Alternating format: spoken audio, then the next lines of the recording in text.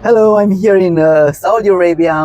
We came here to auction the falcons from the UK, and I met Pete, who has a very interesting story to share with you. And his superpower is to.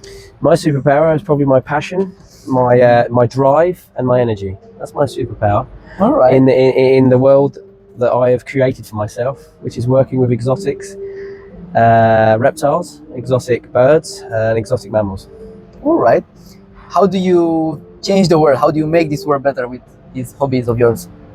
Sharing the education that I've gained, sharing the knowledge that I've gained, sharing the passion that I have to either like-minded people, either in the industry or in the hobby, or in falconry, in the exotics, in the zoo industry. We share the things we've learned, the new technologies that are coming out. We share the knowledge that we've gained from this. And we try to help each other and produce some beautiful animals, either for conservation or for education, Yeah.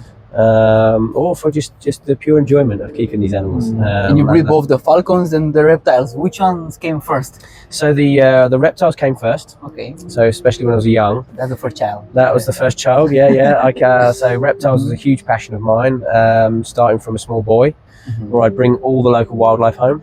That was me as well. Yeah, bring all the terrorized. and I'd get frisked by my mum and my dad every day, like a security guard, and make sure that I didn't bring anything home that I shouldn't have done. And it's just snowballed from there. You know, my grandparents used to do a lot of bird work and rehabilitation with some birds, and they used to breed a lot of birds and rescue a lot of wildlife. And in my early years, when I moved home, then I started keeping exotic reptiles, and I started with garter snakes and corn snakes, and eventually it led to 6-foot crocodiles and now king cobras, black mambas, rattlesnakes, you name it. I've pretty much come across it, and I've pretty much bred it. And how many species are you having now? so I have the largest species collection of venomous snakes in the UK to date. The most feared I've got in the collection are probably the king cobras and the mambas, and the less maybe like the European vipers and pit vipers. And I have giant tortoises in geckos. Lizards. You have the cute ones as well. I have the cute ones as well. My wife wouldn't have it any other way. So we have to have the cute ones as well. And then that led me into falconry. I was always had an interest in birds of prey when I was young.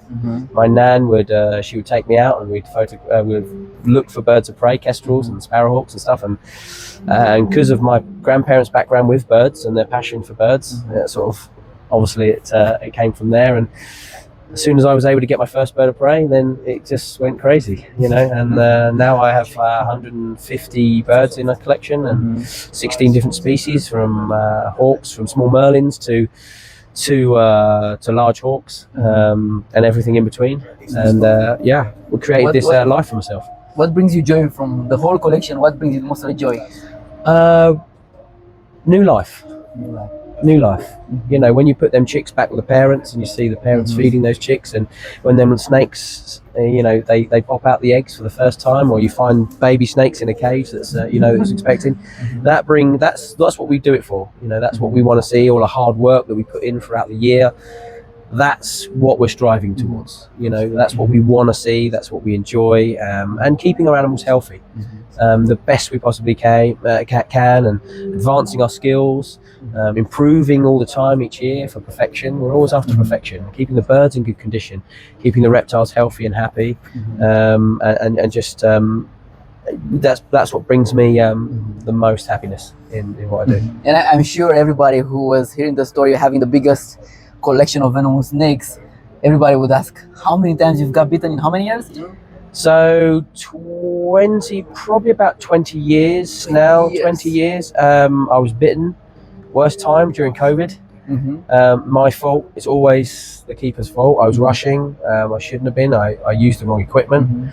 I took my eye off the ball, and a very poorly rattlesnake managed to get her fangs into my finger. I was very lucky. It was a dry bite.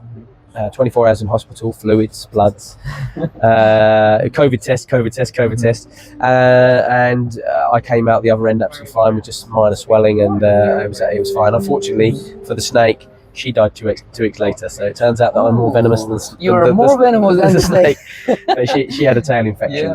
so that was. So being bitten, a dry bite in 20 plus years, that's remarkable. Yeah, it's pretty good. I've had close calls. You have close calls, you know.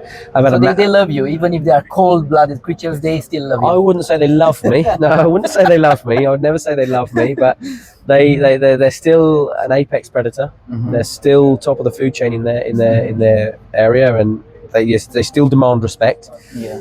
You've got to treat them with respect, and still enjoy them. You know, a lot of people ask why. Why do you keep venomous snakes? You can't handle them. You can't sit there on the sofa with them like you can a dog. And I said, well, you know, I admire the beauty. I admire how deadly they are, and there's something about them. And I think everybody in the world has got to have their thing.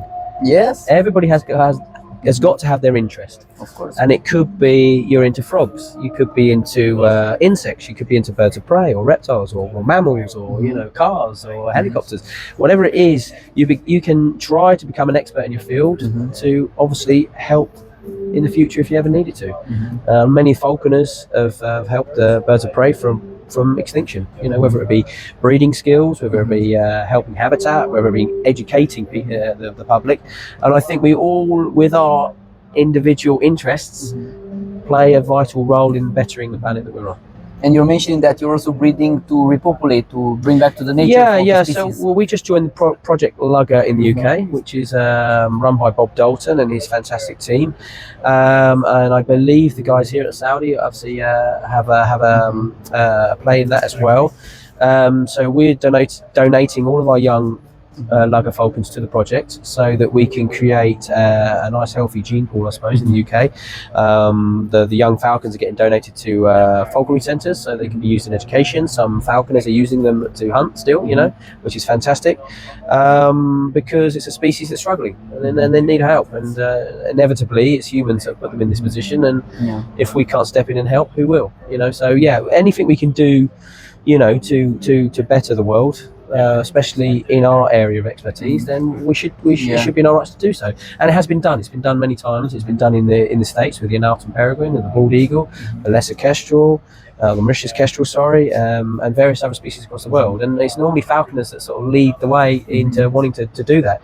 And I believe in Saudi they do it with the Hubara bustard. You know, it's a species they hunt and they want to try and help them, and it's all good. And anything we can do to protect our hobby, to protect our sport, protect the wildlife, protect the planet, is something that we've got to try and do. Amazing. And I'm hugely passionate with that. I can definitely see that. Whether it's snakes, you know, creepy snakes that no one likes, or whether it's beautiful raptors. So is your center So my centre is privately based. owned? Yeah, privately owned. The reason I have a large collection of venomous snakes is because I was involved with a company that was using the venom in the pharmaceutical industry, in pain research, in medicine research, anti-venom research, and stuff like that. So I was linked with them. They were friends of mine, and I enjoyed working with them.